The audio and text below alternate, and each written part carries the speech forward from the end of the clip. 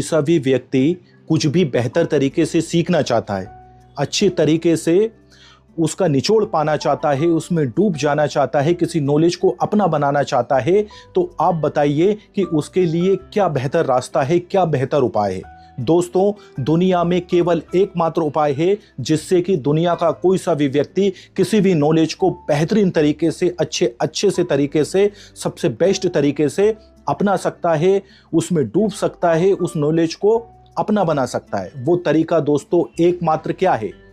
आप सीखना सोच रहे हैं क्या?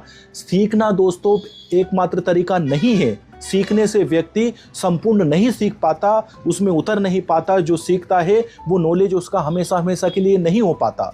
उसके लिए यदि दुनिया में एकमात्र बेस्ट तरीका है तो उसके लिए सीखना नहीं है दोस्तों, उसके लिए है खोजना। दोस्तों, ऐसा व्यक्ति उसके जीवन में अकेला रह जाता है।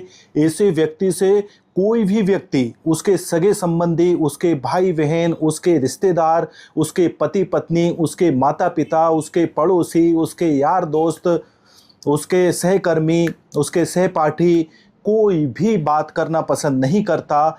ऐसा व्यक्ति दुनिया में अकेलेपन का शिकार हो जाता है। ऐसे व्यक्ति से सब दूर रहना पसंद करते हैं। ऐसे व्यक्ति की तरफ लोग वाग देखना भी पसंद नहीं करते। जो व्यक्ति, ध्यान से सुनिएगा दोस्तों, जो व्यक्ति हमेशा चिड़चिड़ा रहता है, गुस्सा करता रहता है, किसी न किसी से नफरत करता रहता है, किसी न किसी की बुराई करता रहता है, किसी न किसी के शिकवे शिकायत करता रहता है, ऐसे व्यक्ति को कोई व्यक्ति पसंद नहीं करता और ऐसे व्यक्ति को पसंद करना भी नहीं चाहिए।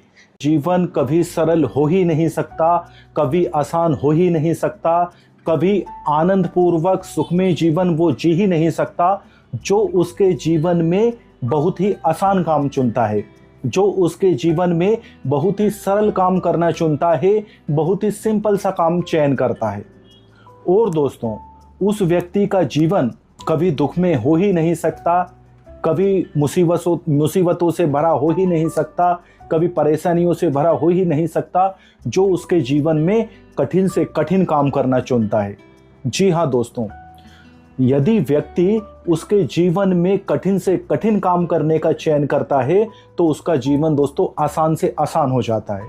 और वहीं वो व्यक्ति यदि सरल से सरल काम करने का चयन करता है तो उसका जीवन कठिन से कठिन हो जाता है। अब हमारे, जब मैं छोटा था, और आप पे भी ये बात लागू होगी दोस्तों, आप भी गौर करिएगा, जब हम आसमान की ओर देखते थे तो हमको ऐसा लगता था कि ये आसमान जो है इतना ही गहरा है, इतना ही ऊंचा है जितना कि हमको दिखाई दे रहा है। लेकिन वास्तव में क्या ऐसा है? और फिर हम देखते थे दूर तो धरती आसमान एक का कोना, एक बिंदु दिखता था हमको कि हाँ, यहाँ पर धरती आसमान एक हो गए और बस जो है आसमान का विस्तार यहीं तक फैला हुआ है। एक छोटा बच्चा दोस्तों आज भी यही सोचता है। यदि आप उसे समुद्र के किनारे ले जाओगे और उसकी निगाहें जहाँ तक जाएगी और उस निगाह के बाद में उसकी दृष्टि जहाँ तक जा रही है, वहाँ फिर उसको जो है समुद्र का और आकाश का मिलन दिखाई देगा और वो ये सोचेगा कि बस ये समुद्र जो है यहीं तक फैला हुआ है। कभी कभी कुछ भोले भाले सीधे सच्चे इंसान भी कंफ्यूज हो जाते हैं। वो सोचते हैं कि हाँ, वो दूर समुद्र का छोर है जहाँ पर समुद्र और आसमान मिला है, वह समुद्र यहीं तक फैला है।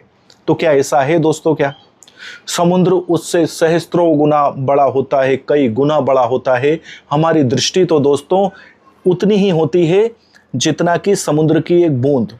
जी हाँ दोस्तों, इंसान की दृष्टि समुद्र को कितना देख पाती है? जितना कि जल की एक बूंद, और पूरे पानी को देख नहीं पाती।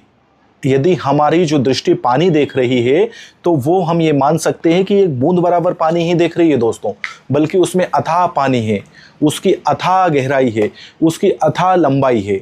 तो यही बात दोस्तों इंसान के जीवन पर भी लागू होती है। छोटी सोच का इंसान जो है, उसकी छोटी सोच की सरहदों को ही जिंदगी की सरहद मान बैठता है। इन जंगल में यदि कोई व्यक्ति भटक जाए तो उसको केवल झाड़ पेड़ ही दिखाई देंगे, पर्वत ही दिखाई देंगे, ऊंचे नीचे रास्ते ही दिखाई देंगे, घाटियां ही मिलेंगी। वो समतल भूमि खोजते खोजते थक जाएगा। चूर हो जाएगा और हो सकता है अगर उसे समय पर समतल भूमि ना मिली तो उसके प्राण भी चले जाएं। ठीक इसी तरह से दोस्तों कल्पनाओं का भी एक जंगल होता है, अवधारणाओं का भी एक जंगल होता है। यदि व्यक्ति उस जंगल में खो जाए, उस कपोल कल्पनाओं के जंगल में खो जाए, उस कपोल अवधारणा के जंगल में खो जाए, तो हो सकता है दोस्तों कि वो भटक जाएगा, उसे सच रूपी समतल भूमि मिलेगी नहीं और उसके अभाव में दोस्तों जीवन बीत जाएगा।